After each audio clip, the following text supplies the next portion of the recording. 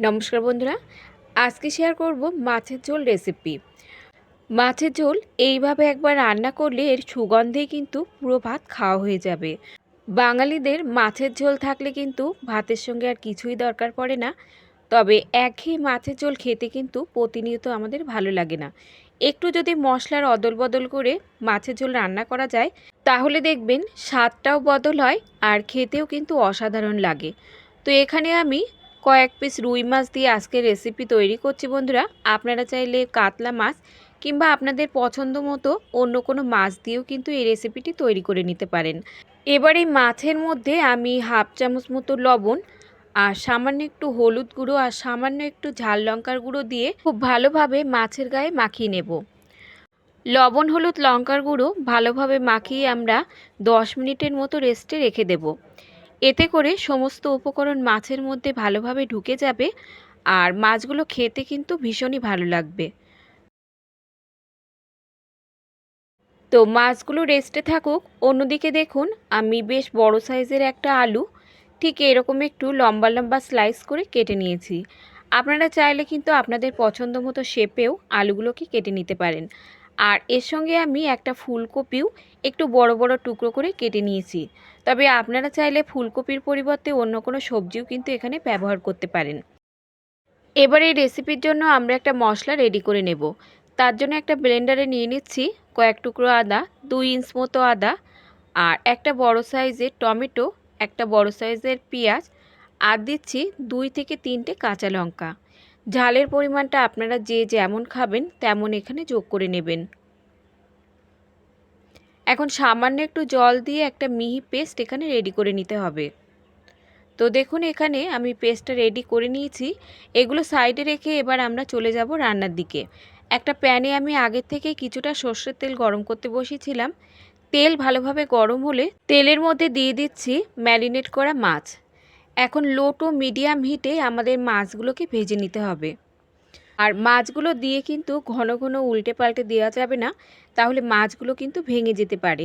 2 minute অপেক্ষা করার পর উল্টে দিয়ে আবারও 2 মিনিট মতো অপেক্ষা করতে হবে। এভাবে উল্টে পাল্টে দিয়ে মাছগুলোকে বেশ লালচে করে ভেজে নিতে হবে। তো দেখতেই পাচ্ছেন আমি মাছগুলোকে বেশ লালচে করে ভেজে নিয়েছি। এখন এই মাছগুলোকে তুলে নেব।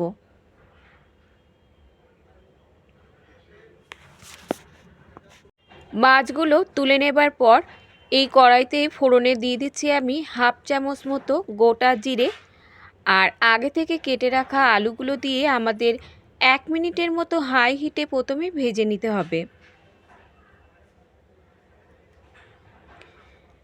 যতক্ষণ না আলুর গায়ে হালকা একটা লালচে রং ধরে যায়। তো 1 মিনিটের মতো ভেজে নেবার পর দেখুন হালকা একটা লালচে রং ধরে যাবার পর এবার এর মধ্যে কেটে রাখা ফুলকপিগুলোও দিয়ে দিচ্ছি। আলুর মধ্যে ফুলকপি দিয়ে আরও 2 থেকে 3 মিনিটের মতো আমাদের আলু আর ফুলকপি ভেজে নিতে হবে। বন্ধুরা, আজকের এই সহজ মাছের রেসিপি যদি আপনাদের ভালো লাগে তো একটা লাইক আর সাবস্ক্রাইব করে আমার পাশে থাকার অনুরোধ রইল।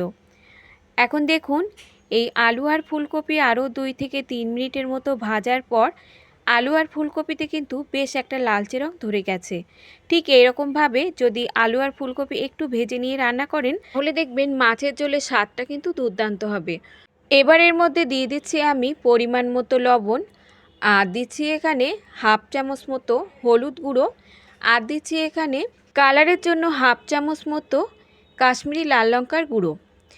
এরই সঙ্গে যোগ করে দিচ্ছি আগে থেকে তৈরি করে রাখা মশলা, আর বাটিটা ধুয়ে সামান্য একটু জল যোগ করে দিচ্ছি। এবার লো টু মিডিয়াম হিটে আমাদের মশলা খুব ভালোভাবে কষিয়ে নিতে হবে। সমস্ত উপকরণ খুব ভালোভাবে মিশিয়ে নিয়ে এখন ঢাকা দিয়ে দিয়ে আমরা মশলাটা কষিয়ে নেব। তো মশলাটা এখানে কষানো হতে থাকুক, ততক্ষণে এই রান্নার জন্য আমরা আরও একটা মশলা এখানে রেডি করে নেব। ছোট একটা প্যান আমি গরম করতে বসিয়েছিলাম। এবার এর মধ্যে আমি দিয়ে দিচ্ছি 1 চামচ মতো গোটা জিরে, আর এরই সঙ্গে যোগ করে দিচ্ছি 1 চামচ মতো গোটা ধনে। একদম লো হিটে আমাদের মশলাগুলো ভেজে নিতে হবে। আর দিচ্ছি এখানে একটা গোটা তেজপাতা আমি ছোট ছোট টুকরো করে দিয়ে দিচ্ছি, আর সঙ্গে দিচ্ছি 4টে এলাচ দানা। লো হিটে এবার মশলা আমাদের হালকা করে ভেজে নিতে হবে। আর মশলা ভাজার সময় বন্ধুরা খেয়াল রাখতে হবে মশলাটা যাতে পুড়ে না যায়। মশলাটা যদি পুড়ে যায় তাহলে কিন্তু মাছের ঝোলটা তেতো হয়ে যাবে। তো হালকা করে মশলাটা ভেজে নিতে হবে, আর ভাজতে ভাজতে দেখবেন মশলা থেকে খুব সুন্দর একটা সুগন্ধ বেরোবে। তো এখানে মশলাটা আমার ভাজা রেডি। ফ্লেমটাকে অফ করে দিয়ে এবার এই প্যানের মধ্যেই 5 থেকে 6 মিনিটের মতো এভাবেই রেখে দেব।